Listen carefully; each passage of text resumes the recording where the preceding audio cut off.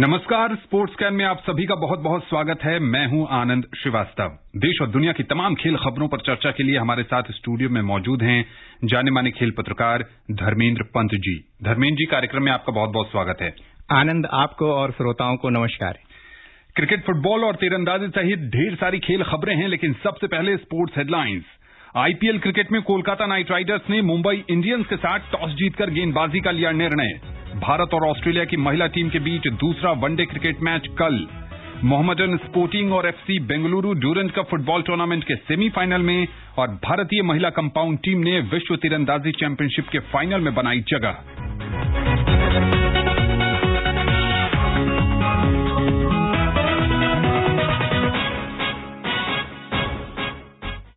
सबसे पहले बात आईपीएल क्रिकेट की करते हैं। आईपीएल में अबू धाबी में कोलकाता नाइट राइडर्स ने मुंबई इंडियंस के साथ टॉस जीतकर गेंदबाजी करने का निर्णय लिया है। इस मैच में मुंबई के नियमित कप्तान रोहित शर्मा की वापसी हुई है। अंक तालिका में मुंबई चौथे और कोलकाता छठे स्थान पर है। धर्मेंद्र जी, दोनों ही टीमों के लिए अहम मुकाबला है। कोलकाता ने आईपीएल पार्ट 2 के पहले मैच में आरसीबी को हराया था और वो भी बड़े कन्विंसिंग विन थी, बड़े अंतर से हराया जी। मुंबई की टीम के लिए रोहित की वापसी के बाद संतुलन बढ़िया हो गया है। देखिए, मुंबई के लिए अक्सर मुंबई में ये देखा जाता है कि मुंबई के पास बहुत सबसे बड़ा दल होता है, और लेकिन कहीं ना कहीं देखने में ये लगता है कि उनके जो जमे जुमाए खिलाड़ी हैं, जो ये कह सकते हैं कि जिन्होंने अपनी जगह स्थापित कर ली है, उनके विकल्प उनके पास नहीं होते हैं। और पिछले मैच में यही देखा गया कि उन्होंने अनमोल प्रीत सिंह को रखा था, लेकिन वो शीर्ष क्रम में उनका कोई बल्लेबाज नहीं चल पाया और टीम को हार झेलनी पड़ी थी, जबकि एक समय बहुत अच्छी स्थिति में दिख रही थी। तो यहां पर रोहित के आने से न सिर्फ संतुलन बनेगा, बल्कि उनकी बल्लेबाजी मजबूत होगी, क्योंकि उनकी गेंदबाजी ऑलरेडी बहुत अच्छी है। और लेकिन गेंदबाजों को हमेशा एक अच्छा स्कोर तो चाहिए कि जिसका वो बचाव कर सके। बिल्कुल। तो कहीं ना कहीं रोहित शर्मा और क्विंटन डी कॉक बहुत अच्छी है, उनको शुरुआत दे देते हैं, तो फिर बीच में सूर्य कुमार यादव हैं, ईशान किशन हैं, किरण पोलार्ड हैं, फिर कृणाल पंड्या आ जाते हैं, और सौरभ तिवारी, जिनको कैसे भूला जा सकता है कि पिछले मैच में उन्होंने अर्धशतक बनाया था। तो ये सब कह सकते हैं कि कुल मिलाकर पलड़ा, मुझे वो ठीक है कि बहुत अच्छी जीत केकेआर ने पिछले मैच में की थी, लेकिन पलड़ा यहां पर अभी मुंबई का थोड़ा सा ज्यादा लगता है। मुंबई की प्लेइंग 11 में हार्दिक पांड्या अब भी मिसिंग है। हाँ, ये उनके लिए ये है कि जब भी कोई ऑलराउंडर, विशेषकर हार्दिक पांड्या जैसा कोई ऑलराउंडर खेलता है, तो उससे टीम को विकल्प मिल जाते हैं कि वो एक अतिरिक्त बल्लेबाज या एक अतिरिक्त गेंदबाज को लेकर खेल सकते हैं। तो हार्दिक पांड्या की कमी न सिर्फ उनको गेंदबाजी में खलेगी, क्योंकि आपने देखा होगा कि वो लगातार अभी ये कह रहे थे कि बीच में पिछले साल उन्होंने गेंदबाजी कम की थी, लेकिन वो अब लगातार अच्छी गेंदबाजी कर रहे थे, और 4 ओवर करना मुझे नहीं लगता कि उनके लिए बहुत परेशानी का सबब होता। तो यहां पर ये कहीं ना कहीं उनके लिए सेटबैक है कि वो अभी तक फिट नहीं है। और देखते हैं कि क्योंकि मुंबई का रिकॉर्ड रहा है कि वो जब कभी किसी भी टूर्नामेंट की बहुत धीमी शुरुआत करता है, कह सकते हैं कि वो शुरू में वो उस तरह का प्रदर्शन नहीं कर पाता, जैसे कि वो चैंपियन है, 5 बार का चैंपियन है, मौजूदा चैंपियन है, और लगातार अच्छा प्रदर्शन करता रहा है। तो अब उसके पास विकल्प ये मतलब ये कह सकते हैं कि लग्जरी नहीं है कि वो किसी भी तरह की ढिलाई बरते, और ऐसे में हार्दिक पांड्या का नहीं खेलना, ये कहीं ना कहीं एक झटका तो माना जा सकता है। दूसरी तरफ अगर केकेआर की बात करें तो शुरू के मुकाबलों में केकेआर ने बढ़िया प्रदर्शन नहीं किया, लेकिन जिस ढंग से आरसीबी को टीम ने हराया, मनोबल काफी बढ़ा होगा। निश्चित तौर पर। और उन्होंने देखिए कि उन्होंने सबसे पहले ये लग रहा था कि उनकी जब पहला चरण की जो हम बात कर रहे थे, जो भारत में खेला गया था, उसमें उनके जो भी उनकी ओपनिंग जोड़ी थी, शुभमन गिल और राहुल त्रिपाठी, वो दोनों चल नहीं पा रहे थे, नीतीश राणा नहीं चल पा रहे थे। ऐसे में वो वेंकटेश अय्यर को आजमाते हैं, और एक प्रयोग अच्छा रहा। और उन्होंने न सिर्फ ये कह सकते हैं ना कि उन्होंने टीम में ये भरा कि आप आक्रामक होकर खेलिए, और उस मानसिकता के साथ वो क्रीज पर उतरे थे कि मुझे आक्रामक होकर खेलना है। और यही टीम बाद में आपने इयोन मोर्गन की प्रेस कॉन्फ्रेंस देखी होगी, उसमें उन्होंने साफ कहा था कि हमने स्पष्ट रणनीति तैयार कर दी थी कि हमें एग्रेसिव होके खेलना है, और वो कहीं ना कहीं उस पर सफल रहे। तो अब देखते हैं कि ये प्रयोग कितना समय तक सफल रहता है, या फिर वेंकटेश अय्यर जो भी है उनकी फॉर्म कितनी बनी रहती है। लेकिन बाकी बल्लेबाजों को उनका साथ देना होगा, बाकी विशेषकर जो उनके अनुभवी बल्लेबाज हैं। और दूसरी बात है कि आंद्रे रसेल पर वो बहुत ज्यादा निर्भर है जी, और ये नहीं भूलना चाहिए कि सामने जसप्रीत बुमराह हैं। बुमराह का रिकॉर्ड रहा है कि जब भी वो रसेल सामने होता है तो यॉर्कर से या फिर शॉर्ट पिच गेंदों से उन्हें काफी परेशान करते हैं। मैंने एक आंकड़ा भी देखा था कि उन्होंने आईपीएल में उनके लिए लगभग 40 गेंदें की हैं बुमराह ने रसेल के लिए, जिसमें वो सिर्फ 51 रन बना पाए हैं। तो देखा जाए तो स्ट्राइक रेट बहुत अच्छा नहीं है और 3 बार उन्होंने आउट भी किया। तो कहीं ना कहीं ये मुकाबला बड़ा रोचक होगा बुमराह और रसेल का। जी हां, आंद्रे रसल ने पिछले मुकाबले में गेंदबाजी में बढ़िया प्रदर्शन किया था और ये देखना दिलचस्प होगा कि ये मुकाबला कैसे आगे बढ़ता है। इस मैच पर हमारी नजर बनी रहेगी। कल दुबई में दिल्ली कैपिटल्स ने सनराइजर्स हैदराबाद को 8 विकेट से हरा दिया। दिल्ली कैपिटल्स ने 135 रन का लक्ष्य 17 ओवर और 5 गेंदों में हासिल कर लिया। श्रेयस अय्यर ने सबसे अधिक नाबाद 47 रन बनाए, शिखर धवन ने 41 रन और ऋषभ पंत ने नाबाद 35 रन का योगदान किया। सनराइजर्स ने पहले बल्लेबाजी करते हुए 134 रन बनाए। उसका कोई भी बल्लेबाज 30 रन का आंकड़ा पार नहीं कर सका। दिल्ली कैपिटल्स के लिए कगिसो रबाडा ने 3 और एनरिक नॉर्किया और अक्षर पटेल ने 2-2 विकेट लिए। एनरिक नॉर्किया को प्लेयर ऑफ द मैच घोषित किया गया। पार्ट 1 की कहानी पार्ट 2 में भी हैदराबाद के लिए जारी है। मुझे लगता है कि किस्मत भी उनका साथ नहीं दे रही है, क्योंकि उनके कल जो जिस तरह से कहा जा सकता है कि नटराजन उनके यॉर्कर स्पेशलिस्ट हैं और वो एकदम से पॉजिटिव आ जाते हैं जी। तो कहीं ना कहीं झटका होता है। लेकिन जैसे कि उनके कोच ने कहा था बेलिस ने कि हम सब पेशेवर हैं और जानते हैं कि एक खिलाड़ी कभी भी इंजर्ड हो सकता है और वो एकदम से बाहर हो सकता है। तो ऐसे में जब उनके पास जॉनी वियरस्टोनी है और टॉप शीर्ष क्रम में, ऐसा नहीं है कि उनके पास बहुत अच्छे खिलाड़ी नहीं है। डेविड वार्नर को अपनी जिम्मेदारी संभालनी होगी, लेकिन वो पूरे क्षेत्र में अच्छा प्रदर्शन नहीं कर पा रहे हैं। कहीं ना कहीं टीम पर उनका दबाव है। केन विलियमसन जिस तरह से वो कप्तानी का भी जिम्मा संभाल रहे हैं, बीच में उनका एक कहा जा सकता है कि जैसन होल्डर के आने से अब्दुल समद हैं कि उनके मतलब एक कह सकते हैं कि कुछ अच्छे ऑलराउंडर हैं, लेकिन वो भूमिका नहीं निभा पा रहे हैं कि जो कह सकते हैं ना कि एक संतुलन बना होता है। संतुलन अब भी टीम में उसका अभाव दिख रहा है। और जहां तक दिल्ली की बात है तो मुझे लगता है कि सबसे संतुलित टीम की अगर बात की जाए तो दिल्ली है। उसमें जिस हिसाब से उनके जो कह सकते हैं कि रबाडा और नोरजिया जो लंबे कद के उनके दोनों दक्षिण अफ्रीकी गेंदबाज हैं, ये कहीं ना कहीं पिच से भी मदद उनको मिल रही है और अपने कटर से, अपनी शॉर्ट पिच गेंदों से वो बल्लेबाजों को परेशान कर रहे हैं। कल आपने मतलब साफ दिख रहा था कि बल्लेबाज उनको खेलने में बहुत दिक्कत आ रही है।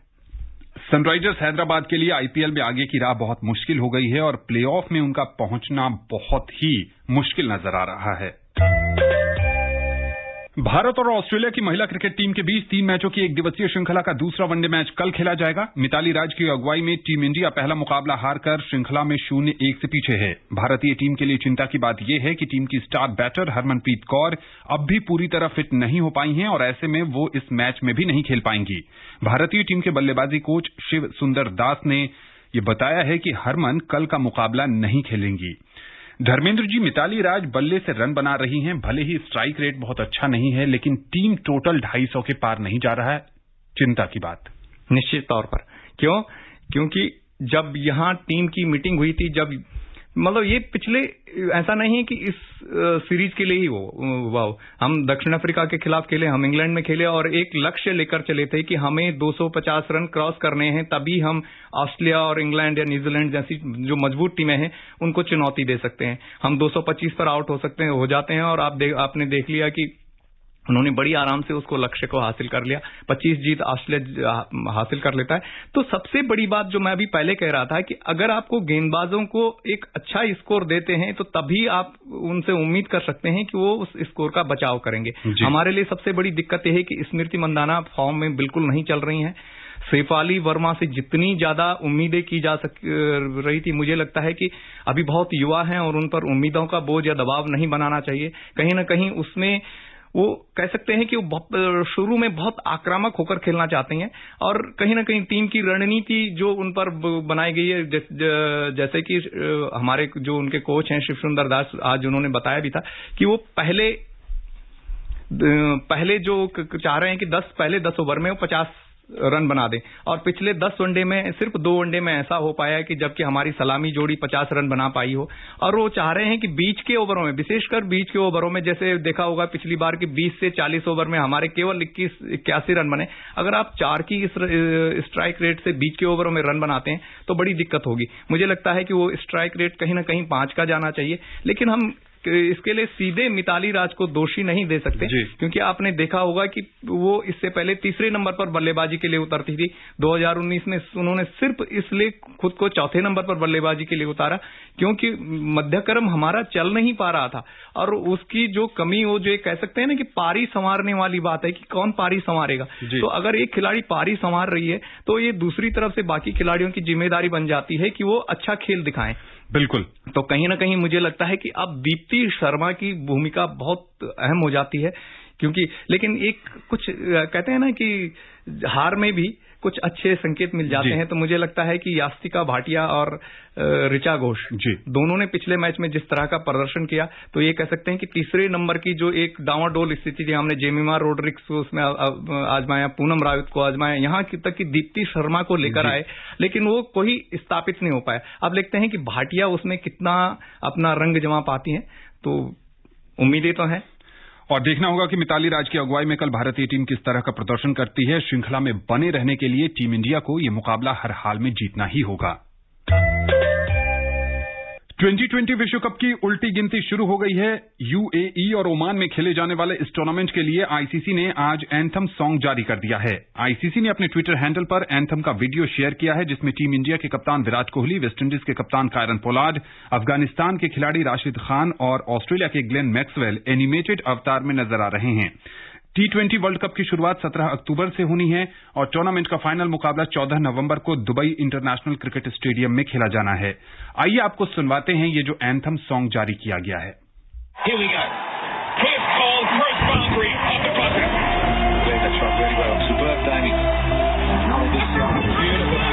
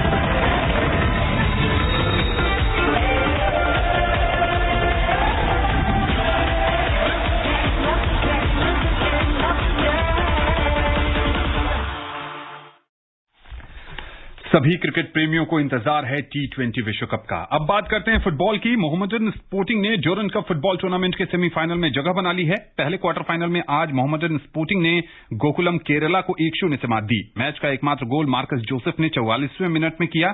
सेमीफाइनल में मोहम्मडन स्पोर्टिंग का सामना एफसी बेंगलुरु से होगा। कोविड-19 के कुछ मामले पाए जाने के कारण आर्मी रेड की team Durand cup football tournament से हट गई है, जिससे एफसी बेंगलुरु की टीम मैदान पर उतरे बिना ही सेमीफाइनल में पहुंच गई। दोनों टीमों के बीच कल क्वार्टर फाइनल मुकाबला होना था।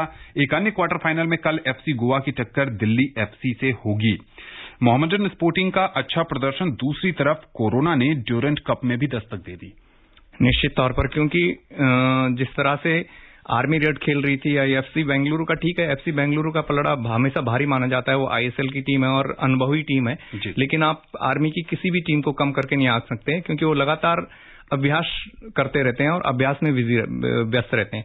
लेकिन जहां तक मुझे लगता है कि गोकुलम केरला जिस तरह से हारा, उस तरह से उम्मीद नहीं थी। जिस तरह से उसने ग्रुप चरण में, ये कह सकते हैं कि फ्री स्कोरिंग की जो उन्होंने एक रणनीति अपनाई थी कि हमने अधिक से अधिक गोल करने हैं, और मौजूदा चैंपियन है, पिछला चैंपियन है गोकुलम केरला, तो ये लग रहा था कि बहुत रोमांचक मैच होगा। ठीक है, स्कोर लाइन से लग रहा है कि 1-0 रोमांचक मैच रहा होगा, लेकिन आज किसी भी समय ऐसा नहीं लगा कि उनकी मध्य पंक्ति या अग्रिम पंक्ति वो उस तरह से उस जज्बे के साथ खेल रही है, वो अटैक के साथ खेल रही है, वो आक्रामक रवैया अपना रही है, जिसके लिए कि मतलब ग्रुप चरण में एक माना जा रहा था कि उसको भावी चैंपियन, ये कह सकते हैं कि प्रमुख प्रबल दावेदार माना जा रहा था। तो उस तरह का खेल आज गोकुलम केरला नहीं दिखा पाया।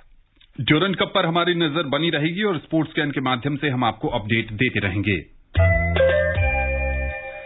Spanish football league La Liga में रियल मैड्रिड का दमदार प्रदर्शन जारी है। रियल ने कल मार्लोको को 6-1 से करारी शिकस्त दी। इस मैच में स्पेन के मार्को एंसिनियो ने 3 गोल दागे। मैड्रिड के लिए ये उनकी पहली हैट्रिक रही। वहीं फ्रांस के करीम बेंजिमा ने 2 गोल किया। ये मैड्रिड की सभी प्रतियोगिताओं में लगातार 5वीं और ला लीगा में 4थी जीत है। इस जीत से ही उसके 6 मैचों में 16 अंक हो गए हैं। ला लीगा की अंक तालिका में वो मौजूदा चैंपियन एटलेटिको मैड्रिड से 2 अंक आगे टॉप पर है।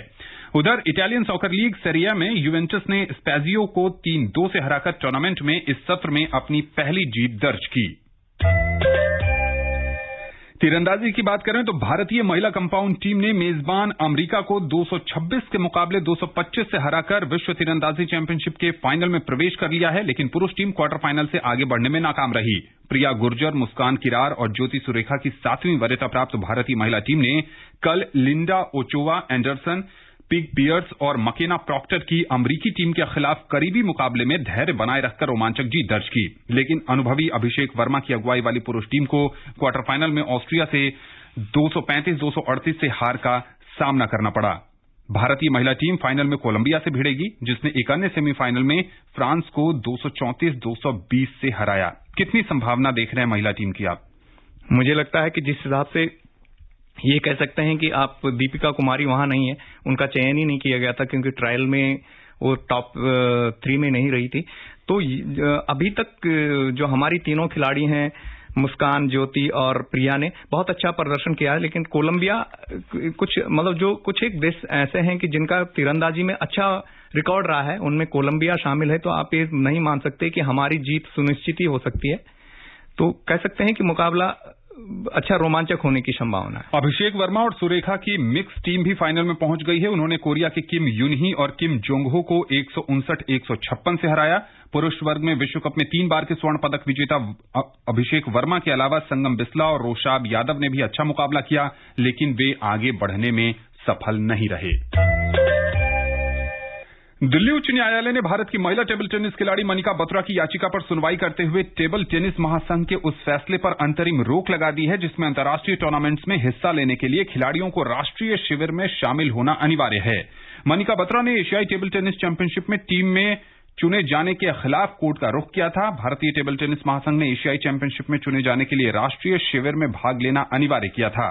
मनिका ने याचिका में आरोप लगाया था कि राष्ट्रीय कोच सौम्यदीप ने बत्रा पर एक मैच गंवाने का दबाव बनाया ताकि उनकी निजी प्रशिक्षु ओलंपिक 2020 के लिए क्वालिफाई कर सके। कैसे देखते हैं इस पूरे मामले को? टेबल टेनिस महासंघ को आज कड़ी फटकार लगाई है दिल्ली उच्च न्यायालय ने। देखिए, जहां तक अदालत का मामला है तो उस पर बेहतर हो कि हम टिप्पणी न करें, लेकिन कहीं ना कहीं ये देखा जा सकता है कि मनिका बत्रा का एक कह सकते हैं कि उनकी TTFI ने, जो हमारा टेबल टेनिस संघ है, उसने उनकी बात पर गौर ही नहीं किया। अगर उन्होंने वो शुरू में जब ये जापान में मामला उठा था टोक्यो ओलंपिक के दौरान, जब उन्होंने सौम्यदीप राय की सेवाएं लेने से मना कर दिया था, तो तभी ये मामला उठा था कि वो क्यों नहीं ले रही हैं। और उन्होंने कहा कि उन्होंने पहले ही बता दिया था कि सौम्यदीप ने उनसे एक मैच गंवाने के लिए कहा था और उन पर दबाव था। तो कहीं ना कहीं ये TTFI की गलती है कि इसके बावजूद उन्होंने सौम्यदीप को कोच बनाए रखा और अब भी वो सौम्यदीप का बचाव कर रही है। तो कहीं ना कहीं अदालत का रुख कड़ा होना जरूरी भी था। एक और खबर हॉकी से आई है, वो ये है कि भुवनेश्वर में 24 नवंबर से 5 दिसंबर के बीच जूनियर पुरुष हॉकी विश्व कप का आयोजन किया जाएगा। इसमें 16 टीमें हिस्सा लेंगी। भारत, कोरिया, मलेशिया, पाकिस्तान, दक्षिण अफ्रीका, मिस्र, Belgium, England, France, Germany, Netherlands, Spain, America, Canada, Chile और अर्जेंटीना की टीम इसमें हिस्सा लेगी। इस बात की घोषणा ओडिशा के मुख्यमंत्री नवीन पटनायक ने आज की है। चलते चलते एक और खबर आपको बता दें कि भारत के चिराग शेट्टी और सात्विक साईराज रंकीरेड्डी की पुरुष डबल्स जोड़ी चिकित्सीय आधार पर Sudirman cup mix team badminton championship से हट गई है।